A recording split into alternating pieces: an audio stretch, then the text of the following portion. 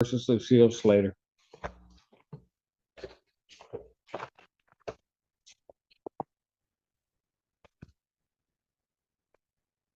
Assistant Public Defender Natalie Pate with and on behalf of Ms. Slater, who is approaching. Please state your name for the record, ma'am. Lucille Slater. Thank you. Thank you, Your Honor. Today is the date and time set for sentencing. I have had the opportunity to review the PSIR with Ms. Slater. We only have one brief correction, and that is on page 2 under the summary. It states that she pled no contest to this charge on the date of her pretrial hearing on the 17th. That is correct that it occurred on the 17th, but that was the date of her final settlement conference. That is the only correction we have, Your Honor.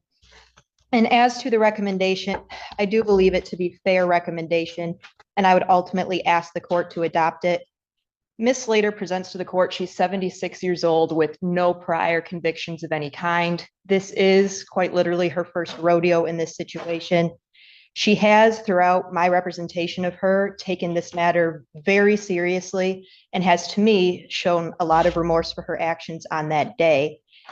She, prior to this incident, she had worked at this position for almost 7 years, and to my knowledge, had no other prior incidents of this kind. This is her first interaction with the criminal justice system. She has expressed much remorse to me. To my understanding, she has complied with her bond to the T and has appeared in person for all her court dates. I would ask that the court adopt this recommendation. Ma'am, is there anything you want to say before the court imposes sentence? No. Your Honor, I'm sorry to interrupt. Yes, I will get to that in just a moment. I was aware. No, Your Honor. All right. You guys are going to need to have a seat here. All right. Please, somebody. Sorry. I understand there's a victim's impact statement. Yes, Your Honor. The minor child's mother and father is Julie and Ryan Franks. They are present. Julie and Ryan. Julie and Ryan. Got it. Hello. Hi, Your Honor. Could you state your names for the record? Yeah, Julie Franks. Ryan Franks. All right, thank you. And I'll need you to take your hands out of your pockets if you would. Thank you. All right, I think we're all set now. Go ahead. The victim's parents describe how their 7-year-old daughter changed after being grabbed and yelled at by the defendant. They explain her anxiety, her fear, and the heartbreaking questions she now asks. Why did that happen? Will it happen again? They tell the court how her confidence has faded and how they VE spent months trying to rebuild her sense of safety. She often asks questions no child should have to ask. Things like, why did that happen? And will that happen to me again? It has been incredibly painful as her parents to watch her confidence fade and to see her question the trust she used to have in the adults around her. We spent months trying to rebuild her sense of safety through reassurance, through love, but this incident left a mark. It's something she carries and will carry with her forever, and something we, as her parents, will never forget. What's been equally hard is seeing how little remorse Ms. Slater has shown. When police reached out to get her statement, she hung up on them and blocked their number. That forced us to move forward and press charges. When officers went to her home, she refused to answer the door, even though they could clearly hear people inside. Those actions speak volumes. They show a complete lack of accountability, of remorse, and of understanding of the harm she caused. We truly believe that if given the opportunity, she could have hurt another child. We understand that everyone makes mistakes, but when an adult's action causes emotional and physical harm to a child, that can't be taken lightly. Our greatest hope is that the court ensures that this individual is not in a position to work or be responsible for children. No family should have to go through what ours has. We're speaking today, not just for our daughter, but for every child who deserves to feel safe and protected at school. That's all any parents want, to know that their child is safe when they walk through those doors. Thank you, Your Honor, for listening to our story and for considering the impact this has had on our daughter and our family. Thank you for coming down. All right.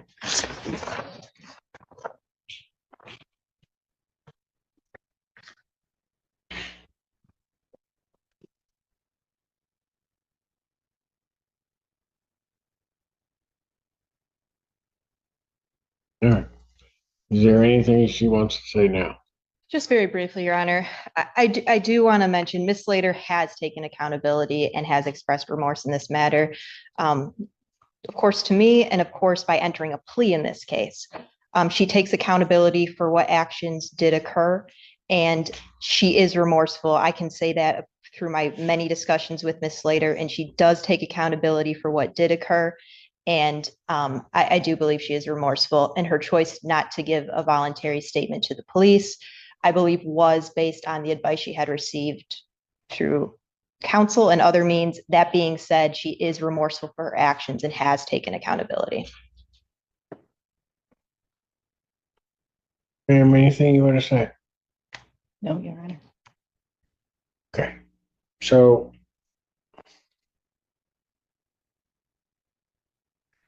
I get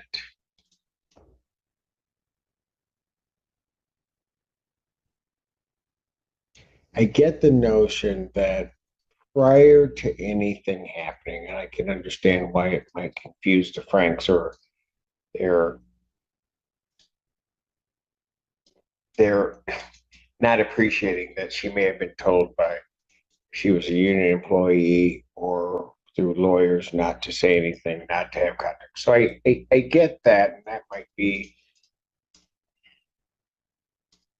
one might expect as a parent that somebody might act a little bit differently. But I get why somebody would act.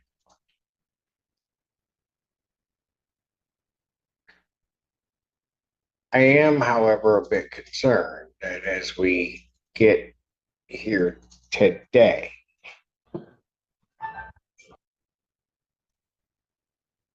as we are here today, that there's this little girl and something happened to her. And standing there in her stead are her parents who have taken their time to come down to let the court know basically the effect that this has had on their child, which I guess spoken like true parents, but also moms will do this. They don't express necessarily the impact that it's had on them, but they talk about what's happened to their child. And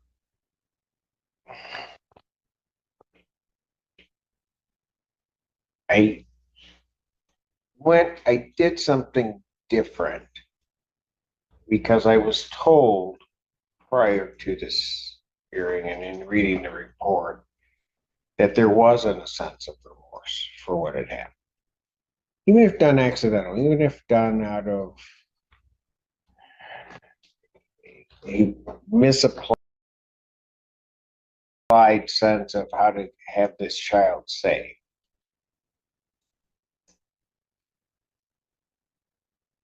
They were people saying, well, she's not really showing remorse. She didn't really care what happened to this child.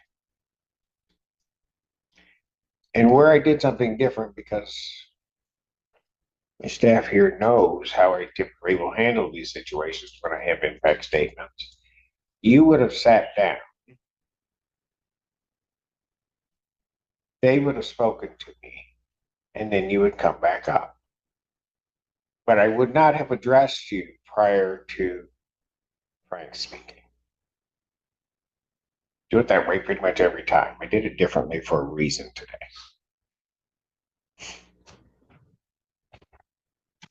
Because I was at least going to give you maybe 2 opportunities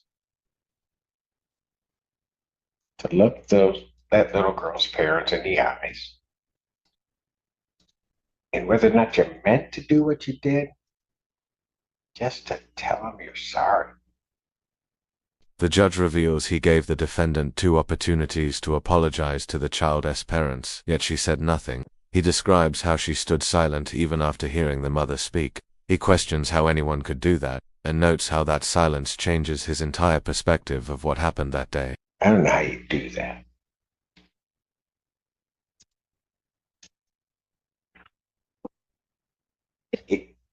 puts into perspective for this court what happened that day.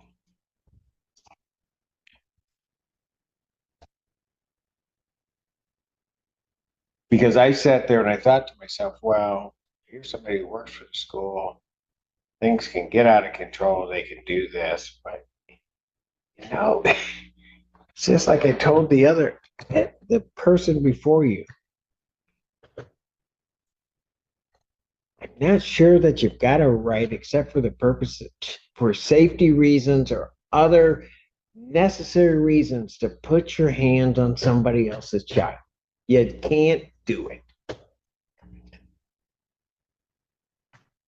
And then, if you lose your mind for a minute, for whatever the reason, and you do, then quite frankly, you take responsibility for it. You say, I shouldn't have done it. And if you can't apologize to the little person, you apologize to her parents. So at least her parents can go and say, hey, look, she apologized. This is her version of it. She didn't mean it. And they can sort of move forward with that lesson that they're entrusted to teach their child.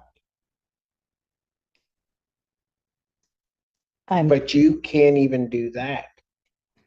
If I may, Your Honor, my client and I have had to discuss the no contact order multiple times, partially for that reason. I have had to remind her that she is under a court order not to reach out to the Franks and apologize, not just the minor child, but as the adults. And pursuant to that court order, she has not had any contact with them whatsoever, good, bad, or indifferent. And she is sorry to the Franks. But has today, expressed that. today, Miss Pate, that's what I'm talking about. I get everything maybe before they got here today. But for God's sakes, there are parents here that are talking about what trauma has happened to their child at your client's hands. And she didn't even have to look at him. She could have told me, as people do, that she's sorry, but nothing. But I am sorry, sir. And Your Honor, I would like to reiterate, and not to speak out of turn, Ms. Slater is very nervous about being in front of Your Honor and in this court today.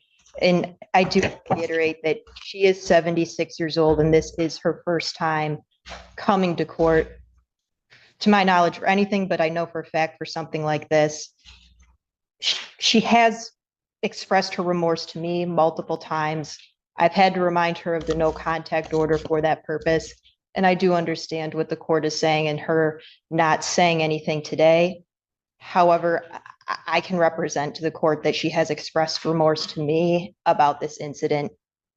And she has wished she could apologize privately, but Okay. for the no contact. That's all fine and dandy. But how do they know that to say that to their little girl? They don't. It's unfortunately one of those situations with our, our system, which of course there's a very much a need for no This is contact. not, no, today I get beforehand. But today I gave her 2 opportunities. She doesn't have to even look at him to just say she's sorry, and she didn't. She did, Your Honor. Right. I just want to make sure the court heard. I'm sorry. She said it a little quiet. Oh, I heard it. Too late.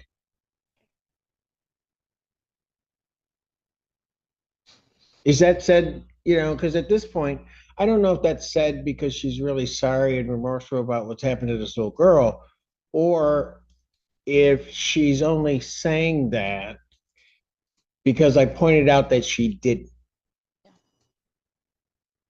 Your Honor, what I can say is before today, she's expressed remorse to me.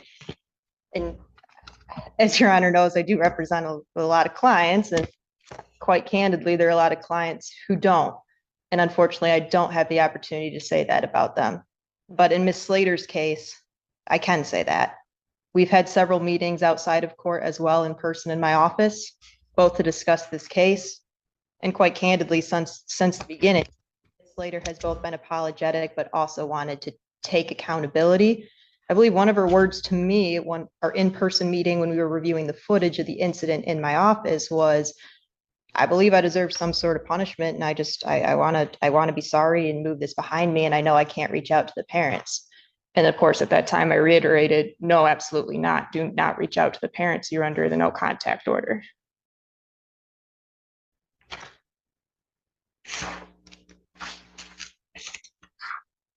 I have to give the Franks credit because I think that had been my daughter. I would have lost my darn mind. I'm not even going to pretend I would do something different than that. But that's me.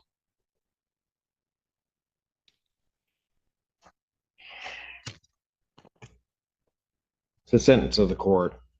I'm going to place you on 18 months prosecuted deferred sentence, and I'm going to let you know that in my mind that I wasn't sure whether or not I was even going to allow the deferred. I looked at your lack of record and decided that I would indeed give that to you. But initially, my first thought was I wasn't going to give you the benefit of even being part of that program. But I will place you on that program for a period of 18 months. $455 fines and costs, $540 probation oversight fees. When can that be paid?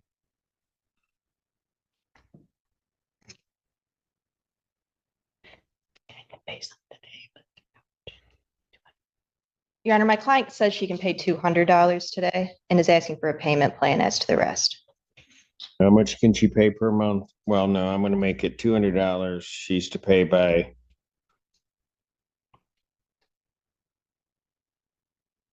December 22nd, 2025, and then a payment plan as arranged by probation. There is to be no use of alcohol, recreational marijuana, or any illegal substance. You'll be subject to random testing as requested by probation. You are to complete an anger management program as directed by probation. I am ordering no contact with Julie, Ryan, Natalie Franks directly or indirectly. I'm ordering that there be no working with and or around any minor children. There is to be no assaultive, threatening, or intimidating behavior. You are not to possess any weapons, firearms, ammunition, or anything fashioned to be a weapon. I will set a review hearing on this case that is to be held May 12th, 2027 at 9 a.m. With reference to jail time, ma'am, I have taken into account who you are and what I could see on this paper. I've taken into account the things that I've said on the record. And I've taken into account, as I did with the deferred sentence, the fact a lack of record for your entire life, at least as we see it here. But you can't grab someone's child. You just can't. The judge orders the defendant to serve jail time, concluding, "You just can't put your hands on someone's child." When the defense asks for a delay so she can turn herself in later, the judge refuses. He orders her taken into custody immediately, a moment so cold and sudden that the entire courtroom feels the temperature drop. Her husband does have some severe health issues, and I'm just asking, given I need medical regarding that, and I will consider it, but right now she's going.